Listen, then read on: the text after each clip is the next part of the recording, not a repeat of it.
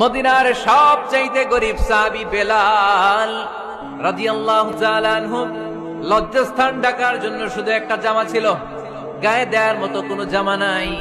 এই সাহাবীর মতো গরিব কোন সাহাবী মদিনার জমিনে নাই। এই বেলাল রাদিয়াল্লাহু তাআলা আনহুকে বিশ্বনবী ডেকে বললেন, ইয়া বেলাল আনফিক ইয়া বেলাল লা তাখশা মিন যিল আরশি ইকলালা। ও বেলাল, আল্লাহর রাস্তায় দান করো, কারণ আমার আল্লাহর ধনভাণ্ডারের কমতি নাই। সাইয়েদনা বেলাল রাদিয়াল্লাহু তাআলা আনহু সবচেয়ে গরিব। শুনতেছেন, বুঝতেছেন? সবচেয়ে গরিব। ডাউন পার্টটা ঢাকার মতো একটা গার্মেন্ট ছিল, একটা কাপড়, এটা পেঁচায় আসতো, নামাজ পড়তো। গায়ে রাখার মতো কোনো জামা নাই, আর খাবার দাবার টাকা পয়সা বলতে নাই।